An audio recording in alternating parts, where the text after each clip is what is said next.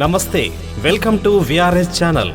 ఈ మధ్య మనం చూస్తున్నాం, చిన్నపిల్లల నుండి పెద్దవారి దాకా అనేక దంత సమస్యలు చూస్తున్నాం. పళ్ళు పుచ్చిపోవడం, చిగుళ్ళ నుండి రక్తం రావడం, నోటి దుర్వాసన ఇబ్బంది పెట్టడం. వీటికి గల కారణాలేమిటి? పరిష్కారాలేంటి? ఎటువంటి జాగ్రత్తలు తీసుకోవాలని dental surgeon, cosmetologist doctor Hemalatha మేడంని అడిగి తెలుసుకుందాం. విఆర్ఎస్ ఛానల్, నేను మీ విఆర్ఎస్. మనము ప్రజెంట్ ఇప్పుడు హైదరాబాద్లో ఉన్నాం. Doctor Siddhartha Reddy hospital.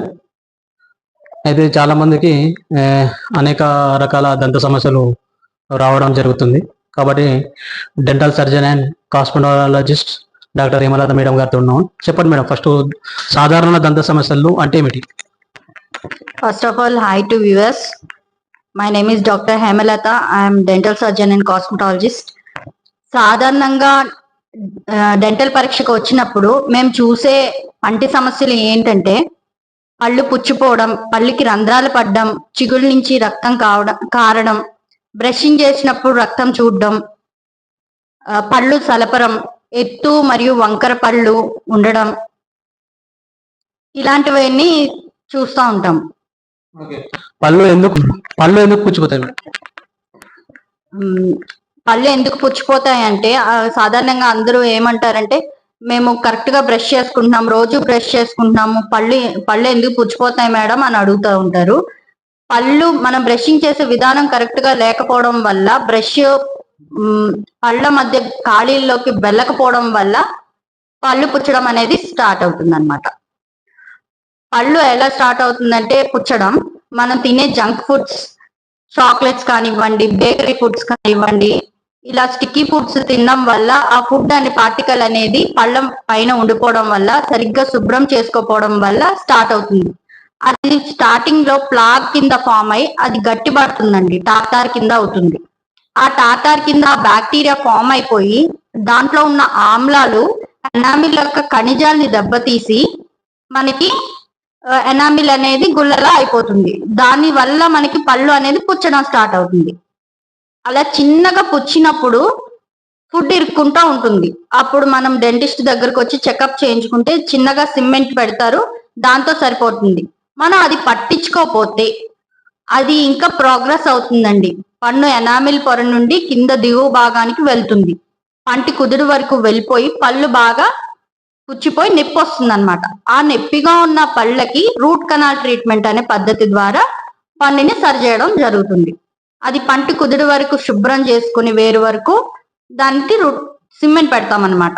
Cement పెడితే ఆ పన్ను అనేది మళ్ళీ మనకి తినడానికి అవకాశం ఉంటుంది. దాని మీద క్యాప్ అనేది వేయించుకోవాలి. అంతేకాకుండా చాలా మంది ట్రోమాటిక్ ఫ్రాక్చర్స్ అంటే పళ్ళు ఇరిగిపోతాయండి. కింద పడిపోయినప్పుడు పళ్ళు ఇరిగిపోయినప్పుడు దానికి కూడా రూట్ కెనాల్ ట్రీట్మెంట్ చేయాల్సిన అవసరం ఉంది. ఇంకా పెరియోడాంటల్ ట్రీట్మెంట్స్ ఉంటాయి అన్నమాట.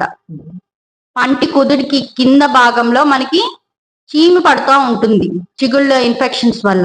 అలాంటి పళ్ళకు కూడా రూట్ కెనాల్ ట్రీట్మెంట్ అనేది మనం చేస్తామన్నమాట. రూట్ కెనాల్ ట్రీట్మెంట్ అనేది మనకి నొప్పితో కూడింది అస్సలే కాదండి. చిన్నగా లోకల్ ఎనస్థీషియా అంటే ఆ భాగంలోనే చిగురికి మనం ఇంజెక్షన్ అనేది ఇస్తాము. ఇంజెక్షన్ ఇచ్చి మన నొప్పి లేని పద్ధతి ద్వారా రూట్ కెనాల్ ట్రీట్మెంట్ అనేది చేస్తామండి. నోటి దుర్వాసన ఎందుకు వస్తుంది? దానికి ట్రీట్మెంట్ ఏ విధంగా ఉంటుంది? సాధారణంగా నోటి దుర్వాసన అంటే బ్యాడ్ బ్రెత్ అండి. అది ఎందుకు వస్తుందంటే ఇప్పుడు ప్లాగ్ పట్టేస్తుంది కదా, తిన్నప్పుడు డెబ్రీస్ అనేవి ఉండిపోతాయి, మనకి సరిగ్గా శుభ్రం అవుద్ది బ్రష్ చేసినప్పుడు. దాని ద్వారా నోటి దుర్వాసన వస్తుంది. అదొక కారణం అండి. మనం తినే junk foods, cool drinks, alcohols, wine, smoking ఇలాంటి చేయడం వల్ల నోటి దుర్వాసన వస్తుంది. నోట్లో ఉన్న పళ్ళు పుచ్చిపోయినప్పుడు నోటి దుర్వాసన వస్తుంది. చిగుళ్ళ వ్యాధి ఉన్నప్పుడు నోటి దుర్వాసన వస్తుంది. అదే కాకుండా ఇతరత్ర కారణాలు అంటే సైనస్ ప్రాబ్లం కానీ, గ్యాస్ట్రో ఎంట్రిక్ ప్రాబ్లమ్స్ కానీ ఉన్నప్పుడు కూడా నోటి దుర్వాసన వచ్చే అవకాశం ఉంది. దీనికి ట్రీట్మెంట్ ఏంటి అంటే పళ్ళు క్లీనింగ్ చేయించుకోవడం, చిగుళ్ళ సమస్యలకి ఎటువంటి ట్రీట్మెంట్స్ ఉంటాయో అవన్నీ చేయించుకోవడం ద్వారా నోటి దుర్వాసన అనేది మనం నిర్మూలించవచ్చు. ఓకే, సాధారణంగా దంత వైద్యుని ఎన్నిసార్లు సందర్శించాలి? జనరల్ గా ఇయర్లీ ట్వైస్ అంటే 6 నెలలకు ఒక్కసారి మనం డెంటిస్ట్ ని కలవాల్సి ఉంటుందండి. మనకి పంటి సమస్య ఉన్నా లేకపోయినా సరే డెంటిస్ట్ దగ్గరికి వెళ్ళాల్సి ఉంటుందండి. ఏదైనా కంప్లైంట్ ఉంటేనే మీకు ట్రీట్మెంట్ అనేది చెప్తారండి 6 మంత్స్కి ఒకసారి. ఓకేనా? అదే చిన్నపిల్లలకైతే వాళ్ళ ఫస్ట్ బర్త్డే నుంచి కూడా స్టార్ట్ చేయాలండి. డెంటల్ చెకప్స్ కి రెగ్యులర్ గా రావాల్సి ఉంటది. అదే మనం ఏదైనా ట్రీట్మెంట్ చేయించుకున్నట్లయితే రూట్ కెనాల్ ట్రీట్మెంట్ కానివ్వండి, ఆర్థోడాంటిక్ ట్రీట్మెంట్స్, పెరిడాంటిక్ ట్రీట్మెంట్స్, ఇంప్లాంట్స్, ఇలాగా వేరే ట్రీట్మెంట్స్ జనరల్ చేయించుకుంటే డెంటిస్ట్ ఇచ్చిన అపాయింట్మెంట్స్ ఏ డేట్ లో అయితే ఇస్తారో అప్పుడు రావాల్సింది. ఓకే, పళ్ళ చిగుల నుండి రక్తం కారడం లేదు, బ్రష్ చేసినప్పుడు రక్తం ఎందుకు కారట్లేదు? మెయిన్ కాజ్ ఏంటంటే ప్లాగ్ అండి. ఆ ప్లాగే అన్నిటికీ కారణం అండి. అది చిగుళ్ళను పళ్ళకి మధ్య ఇరుక్కుపోవడం వల్ల చిగుళ్ళు అనేవి ఎరుపు రంగులోకి మారుతాయి. దాని ద్వారా మనం బ్రష్ చేసినప్పుడు ఒత్తిడికి లోనయ్యి ఆ రక్తం అనేది మనకి కనిపిస్తుంది అన్నమాట. అంతేకాకుండా చిగురు వాపులు కూడా వస్తాయి. దాని ద్వారా ప్లాగ్ బ్యాక్టీరియా అక్కడ ఉండిపోవడం వల్ల వస్తుంది అనమాట. ఆ చిగురు వాపులకి మనకి ట్రీట్మెంట్ ఏంటి అని అంటే పళ్ళు cleaning, first of all aural prophylaxis, పళ్ళు క్లీనింగ్ అనేది, స్కేలింగ్ అనేది చేపించుకోవాలన్నమాట. దాని ద్వారా మనము చిగుళ్ళ సమస్యని నిర్మూలించవచ్చు. ఇంకా డెంటిస్ట్ చూసి దాని తీవ్రతని డయాగ్నోసిస్ చేసి కొత్త పద్ధతులు అంటే లేజర్ ట్రీట్మెంట్స్, చిగుళ్ళలో ఉన్న చిగుళ్ళ అడుగు భాగంలో ఉన్న బ్యాక్టీరియాని లేజర్ ట్రీట్మెంట్ ద్వారా నిర్మూలించవచ్చు. ఇది నాన్ ఇన్వేజివ్ ట్రీట్మెంట్ అంటే మనకి ఎటువంటి నొప్పి లేకుండా లేజర్ ట్రీట్మెంట్ అనేది చేసుకోవచ్చు. దీని ద్వారా చిగుళ్ళు వాపులు కానీ, రక్తం పడ్డం కానీ అన్ని నిర్మూలించవచ్చు. ఇంకా ఏంటంటే ఓకే, పళ్ళ తీపులు ఎందుకు వస్తుంది, దానికి అలా ట్రీట్మెంట్? పళ్ళు తీపులు అనేవి ఎందుకు వస్తాయి అని అంటే అతిగా బ్రష్ చేయడం వల్ల. రోజుకి 2 సార్లు బ్రష్ చేయాలండి, ఉదయం సాయంత్రం బ్రష్ చేసుకోవాలి. అలా కాకోకుండా రోజుకి 2-3 సార్లు ఎక్కువగా చేయడం వల్ల, దుర్వాసన వస్తుందని ఎక్కువగా చేయడం వల్ల, హార్డ్ బ్రష్ల్లో 4 రకాలు ఉంటాయి. Soft, medium, hard, ultra soft అనే బ్రష్లు ఉంటాయి.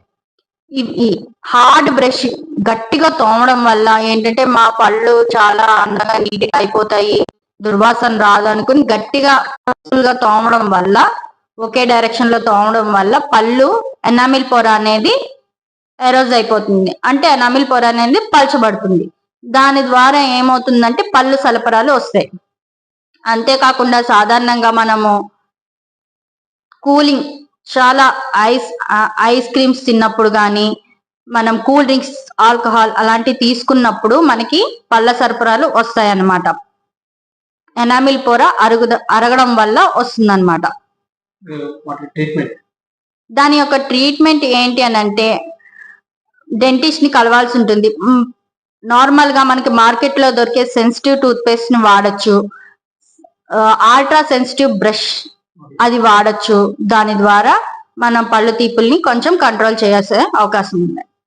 ఆర్థోడాంటిక్ ట్రీట్మెంట్ అంటే? ఆర్థోడాంటిక్ ట్రీట్మెంట్ అని అంటే అది ఒక పార్ట్ ఆఫ్ డెంటిస్ట్రీ అండి. అది రిలేటెడ్ టు ఎత్తు పళ్ళు, వంకర పళ్ళు, పళ్ళ మధ్య సందులు, ఖాళీలు ఉన్న, దవడ ఎముక చిన్నగా పెద్దగా ఉన్న దానికి సంబంధించిన ట్రీట్మెంట్స్ ని ఆర్థోడాంటిక్ ట్రీట్మెంట్స్ అని అంటారు. ఎత్తు, వంకర పళ్ళు, స్పేసింగ్ ఉన్న పళ్ళకి మనం 2-3 పద్ధతుల ద్వారా మనము ట్రీట్మెంట్ చేసుకోవచ్చు. అది ఏంటంటే ట్రెడిషనల్ బ్రేసెస్ అంటే మెటల్ బ్రేసెస్ వేస్తారనమాట, అదొకటి. ఇప్పుడు సిరామిక్ బ్రేకెట్స్ వైరింగ్ తోనే ఉంటుంది కానీ అది మనకి కనిపించదు దగ్గరగా చూస్తే తప్ప. ఇప్పుడు మార్కెట్ లో ట్రెండ్ అవుతుంది ఏంటంటే ఎలైనర్స్, ఇన్విజిబుల్ ఎలైనర్స్ అన్నమాట. ఆ ఎలైనర్స్ అనేవి కస్టమ్ మేడ్ ఎలైనర్స్. అవి వేసుకోవడం వల్ల మనకి ఈజీగా యూజ్ చేసుకోవచ్చు. మనం అది పెట్టుకున్నట్టు ఎవరికి తెలీదు. Treatment modality is same. Okay, పళ్ళు ఎలా అమర్చుతారు?